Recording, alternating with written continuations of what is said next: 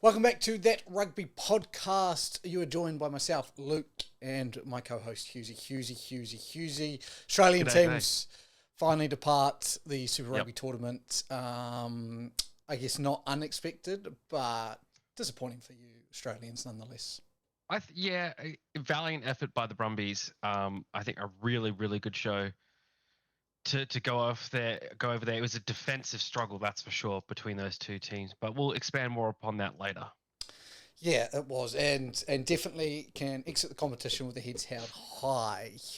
But shall we kick off with what was the first game, and which was a rugby clinic? If you've ever seen a rugby clinic, that is probably the biggest rugby clinic that has ever been put on in a semi-final of rugby. I don't think I've ever seen a performance like that before. No, it was shocking. I saw, actually, just because of the time differences.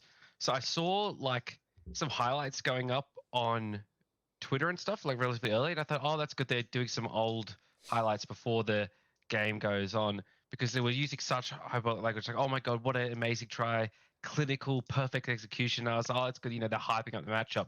And I was like, oh no, this is the actual game. This is the current Blues getting torn apart right here. This isn't like from earlier in the year. This isn't from last year or anything. This is the current Blues getting absolutely shredded. I think the Blues this year, it's hard, I don't want to take anything away from them, but they really felt like pretenders to the throne this year. It never felt like this is the Blues year to take it, if you know what I mean. Like, totally. And they were getting hot at the right time. I totally see what you were meaning, but like the performance against Moana Pacifica when they named if just about a full strength side and to beat them only by a point, and that they definitely felt off the ball. I guess this year, I must say, going into this game, I predicted it myself that the Blues were actually going to win. As we remember from last week's podcast, I thought they were in with a chance. You look at the team, and on paper, there's stars everywhere. There's ability everywhere. And that's what's, to me, is so impressive about this Crusaders victory. Like, it wasn't like this was a run-of-the-mill Blues team, or even, this is Leon McDonald, who we now know is a very good coach team with Beauden Barrett, arguably would have been up there with one of the greatest of All Blacks of all time. Rieko Ioane, that could go down as one of the best attacking weapons for the All Blacks of all time. They've got probably the game breaker of the season, and Mark Talia. You sat there and you just went, what the F is happening here? How have the Crusaders done it again when they've been dismantled? They're about 10 All Blacks down. Yeah. It's just, look, it is, I guess, it's more evidence stacking up for the Razor fantastic coaching thing, and All Blacks fans are probably very excited to see the Crusaders doing this, and it's the first time they're probably ever excited to see the Crusaders doing this, because they're thinking, at least we're getting that coach, next year. That's the one and only good reason for any New Zealand rugby fan outside of the Canterbury Crusader region to actually like that the Crusaders are doing well, because it probably means the All Blacks will do well. And especially this year, going into this year, when the Crusaders started slow, I ain't going to lie, I got a bit nervous. I sat there and I was like, is Razor all he's hyped up to be? Is Razor going to be that guy? Since what I saw last week, man, you hire Eddie Jones. I'm not even bothered. You're never going to... If you don't win the Bledisloe this year, you're never winning it. Not with Razor in charge. It's going to be ours. We're going to be back to... He can stay in the All Blacks job as long as he wants it, because we're going to go back-to-back World Cups with him. That's how impressed I was by this performance. I just sat there and I said, look, I know they've got Richie Mo'unga and Lester Whanganoko, and even their two centres had admittedly played for the All Blacks as well, but weren't superstars. Will Jordan at the back. But it was what they did with their forward pack, which lacked All Black experience. They had Oliaga, Cody Taylor, All Black, Tamatai Williams, now an All Black, but then Scott Barrett, and that was it. Like, Christian Leo Willie has been a big name for them this season. It just seems like they continue to do this. They pull players out, and as soon as they put on that red and black, they become a different level of player. Like this is this arguably could have been like an A minus Crusaders side when you look at it. Yeah, I think it's because even you could say because of the slow start to the Crusader season, and turning that around, it's even more impressive than if they'd been dominant all season because it shows he's got the ability to work through adversity. Like it's one thing to be a successful coach with a good team, right? Now, I think you could say if for the American football fans out there, Bill Belichick is going to go down as one of the most successful, one of the greatest coaches in American football history. But he was really good at coaching successful teams, at coaching the New England Patriots that had the Tom Brady there. Since Tom Brady hasn't been there, the Patriots have been an average team. He hasn't necessarily coached up from adversity that well. He started out in his career, maybe you could argue doing that, but that was also off the back of having the GOAT, an undiscovered 6th-round draft pick on his team. So it is one of those things where I personally find it more impressive of a coach to turn around a really struggling team and build them into a successful team. That's why I look at Andy Reid for the Kansas City Chiefs. Like when he came in there, they're coming off the back of I think a 1-15 season or something, and turned that team around into now they're a dynastic, one of the greatest teams of all time, arguably up there. So that's I think really impressive coaching is being able to coach when you're successful and also when you're not successful, and to turn yourself from a failure into a success. And that's what I don't think anyone would say at the start of the year for the Crusaders was a failure, but it definitely wasn't Crusaders standard. It definitely was adversity that Crusaders weren't used to experiencing. You know, getting beaten twice, getting beaten by the Chiefs at home, and not even being able to get revenge after that, and just that sort of losing to Fiji as well, and a tight match against the Blues. Like it's not what we're used to from the Crusaders. How do they manage it? Well, they bounced back. Now they're in the finals once more. So I think there's as clear a possible answer there. Yeah, totally. And the only thing I guess as a rugby fan I'm a little bit disappointed about is that we'll never see Razor and Richie Mo'unga tag team with the All Blacks with Richie leaving overseas, because I don't whatever Razor can do to get it out of Mo'unga, it's special because he played fantastically well there. Now isn't Richie just taken? Is he just taken the 1 year? Is it no? It's more than 1 year. Yeah. He may. No, it's Artie taking the 1 year, isn't it? He's definitely hasn't signed a sabbatical. Artie's taking a sabbatical, so he signed the That's 1 year. But there's always, they always can come back. Lest you're whanganoku, hopefully. But yeah, I mean, I sit there now and I go, look, what a performance. I have a lot of questions about the Blues. I don't know defensively watched a lot of their tries, and it's been a big nitpick of mine of a player named Caleb Clark is he loves to jam, absolutely loves to jam, and he wasn't the only one. Rieko Ioane got caught out a couple of times. Mark Talia got caught out a couple of times. It seemed like they hadn't game planned for what they saw from the Crusaders. I don't know, because honestly, on paper, when you match the two teams up, the talent, you can't say that there was that clear of a distinct advantage. So it came down to preparedness and ability to, I guess, hit that game plan that the Crusaders were targeting versus the Blues. So, I mean, again, Crusaders dynasty, they make another final. I would say after that performance, even just about going as favourites, as close as you can to probably the smallest underdogs with the way they performed. If it had been a narrow win, you'd still be on the Chiefs' side. But the way the Crusaders have performed the past few weeks, the way they put the Jura to the sword, the way they put now the Blues to the sword, I go, man, the Chiefs have got their work cut out for them. Mm-hmm. Yep, it's not going to be easy. And I guess that brings us into the Chiefs game, because that semi-final against the Brumbies wasn't easy. They were trading penalties basically for the first half, with the Chiefs taking a slight lead into halftime. And then, with I think about 5 minutes or something to go, the Chiefs scored the only try of the game. So a real defensive slugfest from both teams. Really outstanding defense from the Chiefs is the main thing that stood out for me. Like the Brumbies had some rookie mistakes in this game. I think this game, Tom Wright almost played himself out of a Wallabies jersey. Like, it was honestly a really bad performance. There was one point where he went for he was doing the dropout after they held a try up, and he just fucked the kick utterly, and the Chiefs were right back on their line, attacking straight away. And luckily, the Brumbies were able to force a knock on there, and he can thank James Slipper for that one, I think.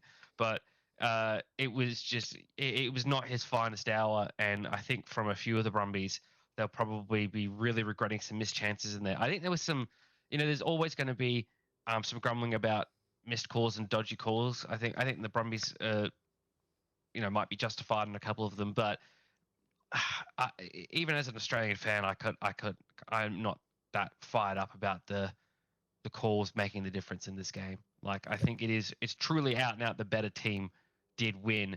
I think the Brumbies gave a really good account for themselves, and I think if they played another game, I still think it'd be very, very tight and very, very close. So they could come away with a win if they played again. But for sure, this is finals time. This is it. You've got one chance, and you've got one chance every game. And if you don't get it, then that's that. And the Chiefs did enough to hold on. The Chiefs did enough to win. I think there were a couple of occasions where the Brumbies, their second penalty shot, you could see very much why they took it, but I feel like there were a couple more attack opportunities that they could have utilized there. I think I almost would have at that stage of the game, because I think it was 9-6 at that stage. I almost would have felt like it would be good, it'd be better to go for the close line at that point, because attack opportunities were so few and far between.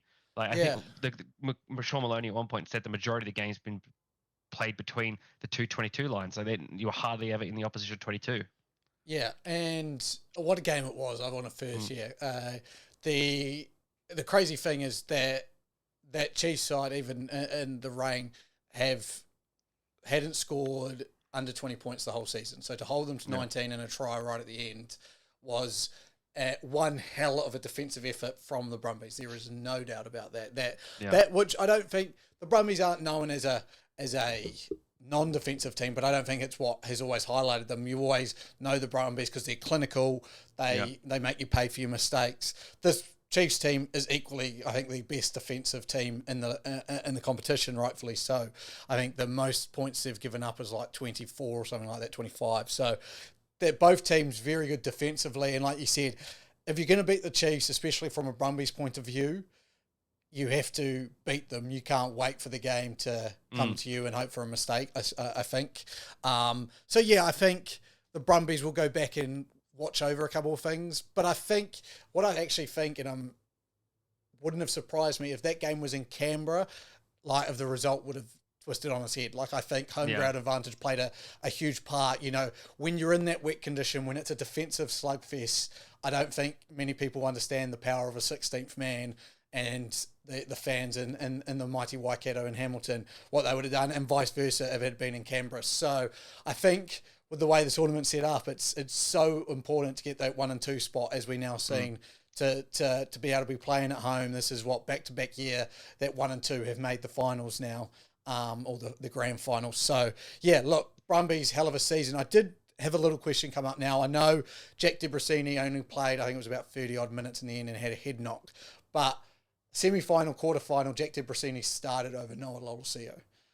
From an Australian rugby point of view, is there, I don't know, like Jack DeBrasini's a very much of the Carter Gordon build, where big kick, wins the kicking battles, obviously has a massive boot, is a bit taller, a bit more physical. What do you make of that? I think it's sort of realizing that early in a game you're going to need that sort of more physical 10 to withstand the early hits. Like, opening few minutes of a game, everyone's fresh, the hits are hard, right? And then Noah's game opens up more when people are a bit tired, when people are falling off tackles a bit more, where fatigue sets in a bit more, where he's that slippery style of playmaker. So I think it's recognizing, and it might be a general shift in Australian rugby of permanently carrying 2 10s, one who is of a bigger frame and one who can take advantage when things are a bit more worn down and fatigued, And I think you've sort of talked about a similar-ish, not quite the same thing, but with how the All Blacks carried Beauden Barrett and Richie Mo'unga, and then they complement each other at different times of the game, sort of suits their different styles of play. And maybe that's something that Eddie Jones is saying that he's bringing into the Wallabies, and that's why the Brumbies have been doing that. the Waratahs carried both Donaldson and Edmed at various points together on one starting, one on the bench at different points throughout the season as well, where they experimented with it a bit, but not a whole lot. So maybe it's a trend. I'm not really sure. For me, I think it's still none of the 10s are still standing out that much. I think Carter Gordon for me is still the standout 10 in the Australian Super Rugby competition thus far. And Quaid overseas is still probably the man at the top of the pecking order. And from early reports out of from just the little video clips they play between the games in Super Rugby, they interviewed Quaid and he said he was really looking forward to working with Carter. They specifically interviewed him about Carter Gordon. So it really sounds like that Carter Gordon is the number 2 man behind Quade Cooper at the moment, which is interesting because last year it was James O'Connor who was that second 10 / sort of versatile back pick.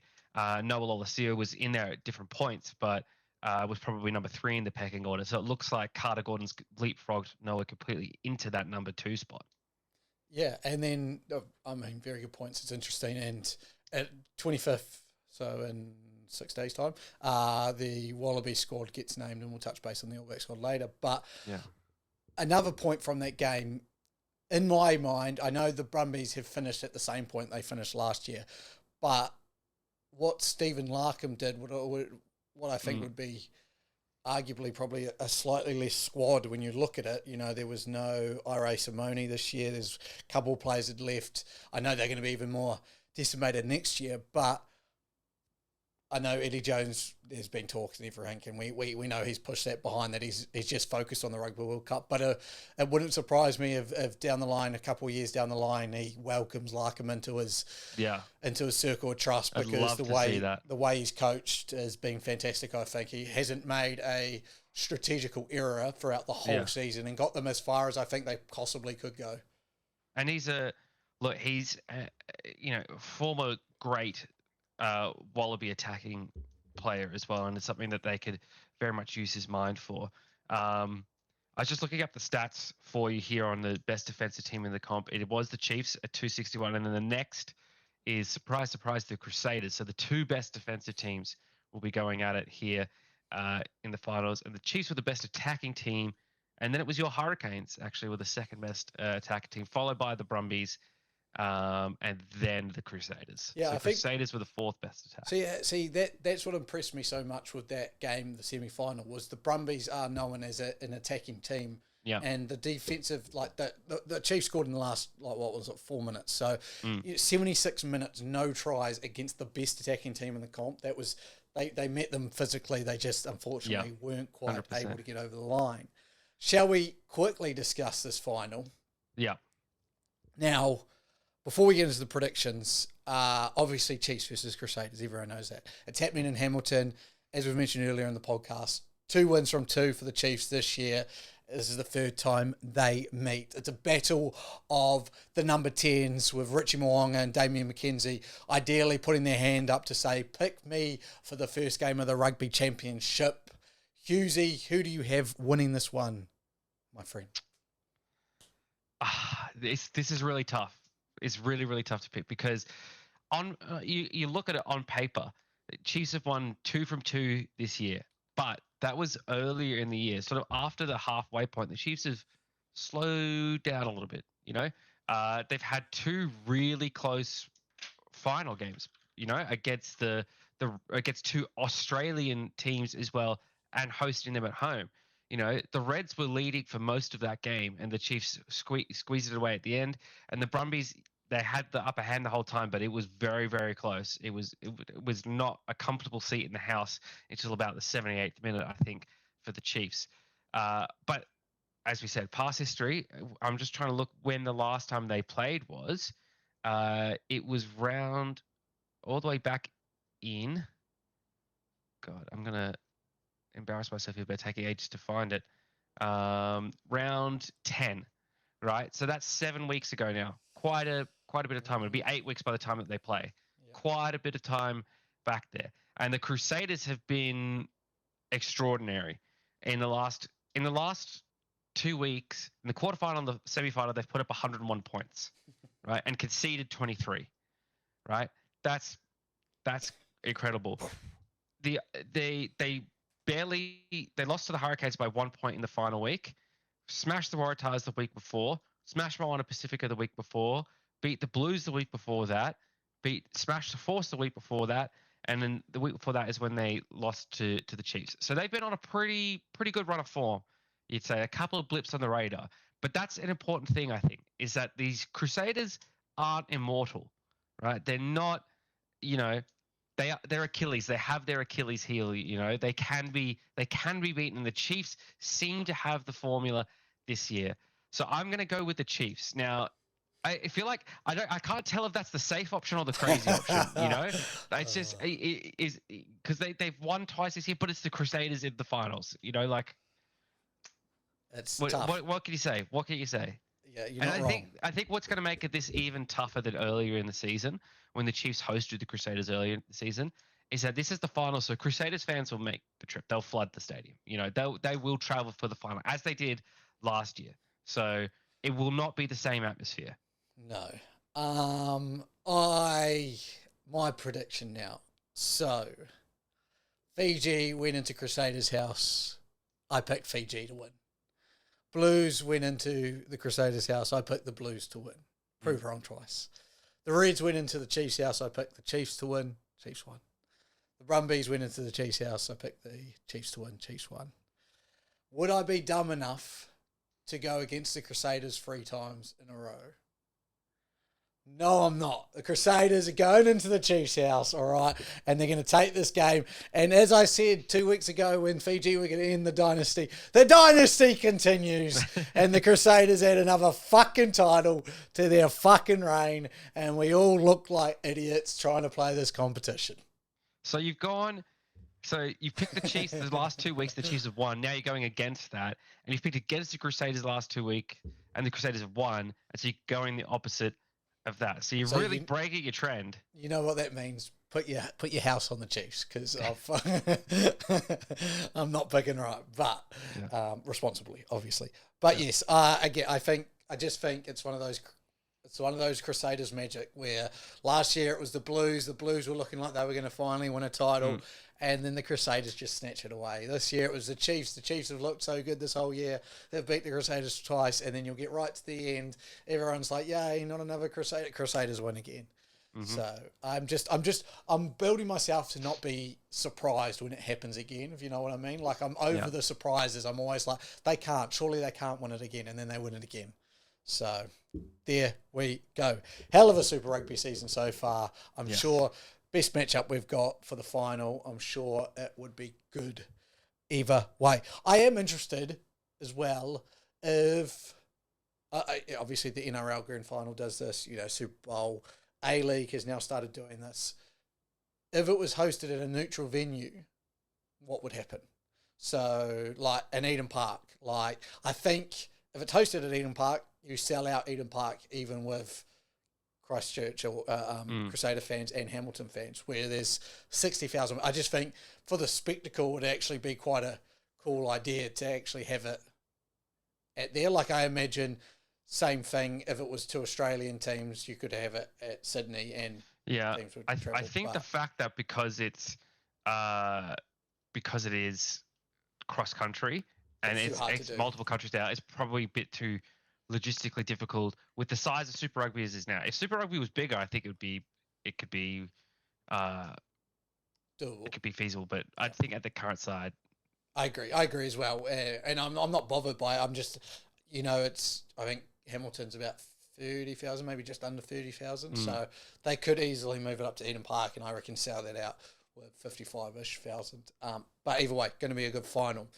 Now, don't know why this has happened, but it has. A week beforehand, the final of Super Rugby, they've decided to name the All Blacks team. So no pressure to those players that are playing in the final and have been selected in the All Blacks.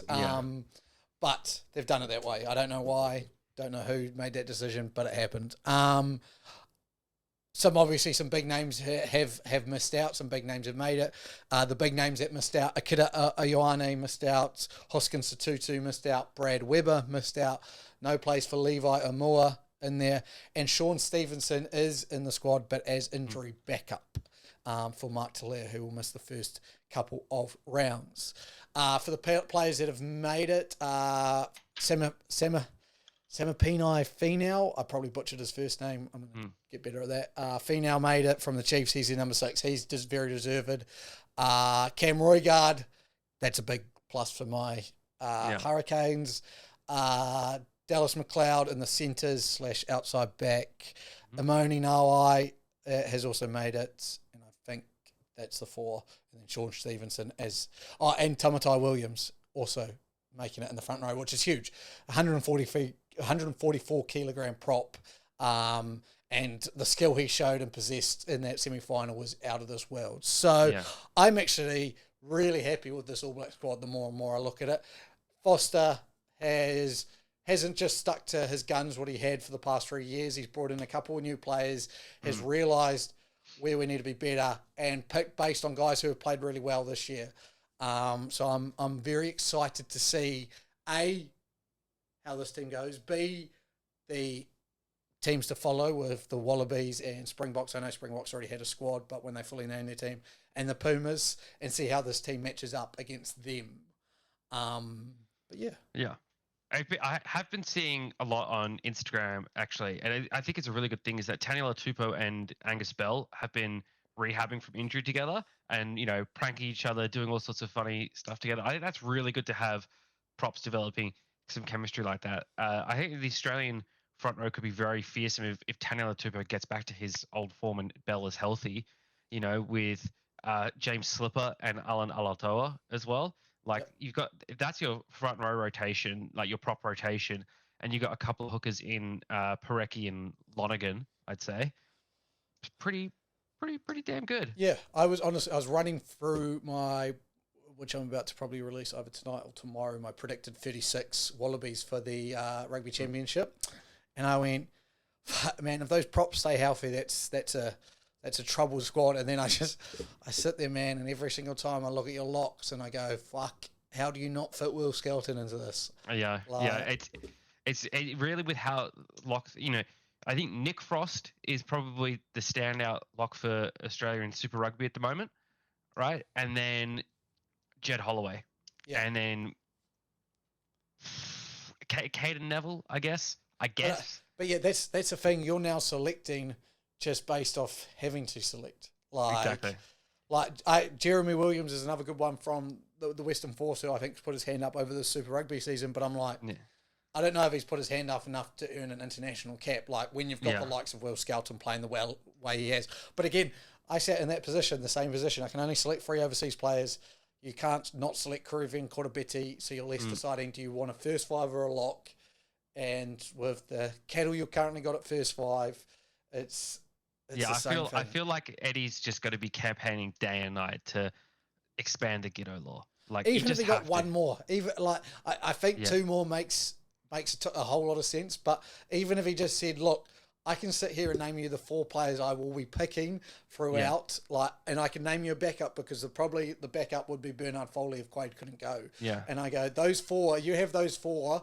You don't actually, as much as I think you could open it up more, you don't, those 4 can be justifiable. I sit there. 100%. You can't, it's the old, how you have to get someone a visa, a sponsored visa when they come in. You've got to be able to show that you haven't got that ability in your country to be able to do it. They're like this person.